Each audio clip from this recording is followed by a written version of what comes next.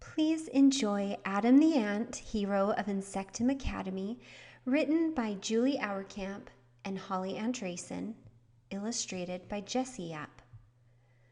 Overall, the students in Miss Mary Mantis's class at Insectum Academy were a happy swarm. Bella Butterfly was always surrounded by a flock of admirers as she fluttered gracefully around the classroom. Benny Bumblebee brought the most delicious golden honey cakes to share with his grateful bugmates each day. Scotty Stinkbug specialized in hilarious jokes and silly pranks. Whenever the sounds of laughter and giggles rang through a cluster of students, Scotty was definitely at the center of it.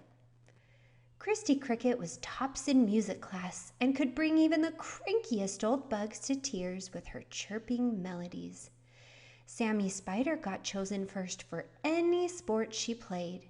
She climbed up the twig gym faster, kicked the bramble ball farther, and dribbled the dung ball better than anyone else. Faith Firefly was bright on the inside and out. She had a sparkling, outgoing personality and a glowing kindness that drew others to her constantly. Adamant was a little different. He was a quiet, curious little bug, and more than anything else, Adam loved to dig. He would wake up every morning, stretch each and every one of his strong legs, put on his favorite blue working gloves, and head to the backyard.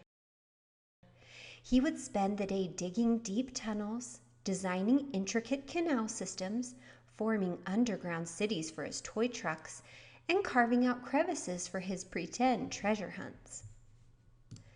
The only time he took a break was when he reluctantly went to school, where he would sit by the window, gaze outside at the irresistible mounds of dirt, and dream of the moment the bell would ring for recess so he could get back to work on his newest creation. Whenever Adam finished a tunnel he was especially proud of, he longed to have a friend to enjoy it with him. He would work up the courage to approach the other buglings, but not one of them had any interest in joining a messy activity that wasn't as entertaining as joking, buzzing, preening, practicing, dribbling, or glowing. Sometimes Adam wished that his talent was something others enjoyed too. One sunny fall day, as Adam struggled to focus on his mathematics lesson, his antenna began to twitch.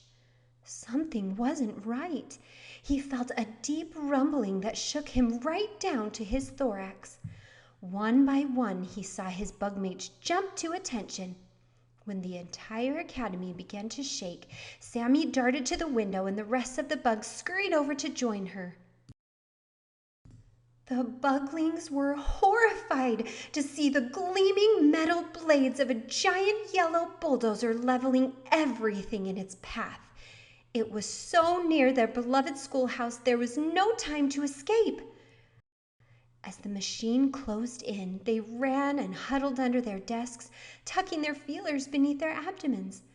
When the roar of the engine grew deafening, the bugs began to tumble about. They twisted and collided with rocks, school supplies, mounds of dirt, and each other.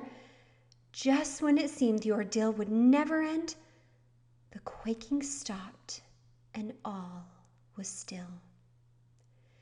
Miss Mantis called out to make sure all the buglings were safe as they were completely surrounded in darkness. One by one, they answered in trembling voices. She then coaxed a very frightened firefly to glow and collected all the children into a tight huddle around the single light. Though that tiny flicker was comforting, it also revealed that the bulldozer had unknowingly trapped them deep underground. As Miss Mantis continued to soothe the anxious students, Sammy and Benny began to pound on the packed earth with sharp twigs and broken pebble shards from their desks. Bella yelled out for help. Among the chaos, a quiet little insect reached into his back pocket and slipped a pair of blue gloves over his strong, calloused front legs. Without any fanfare, he began to dig. The other bugs soon noticed Adam's progress and raced over to assist. They were helpful at first, but their legs were not trained for digging through the hard earth. Very quickly, they all wore out, whimpering about blisters and cramped muscles. Adam pressed on. He dug faster and farther. All the buglings were amazed at his strength and speed and started shouting out words of encouragement. Finally, sunbeams started peeking through the soil. The cheers grew louder, and Adam kept going until those little blue gloves burst through the surface. Adam pulled himself out of the dark earth and reached for his bugmates one by one. They hugged and high-fived each other before sprinting and flying home to their own colonies and swarms. Miss Mantis was the last to emerge.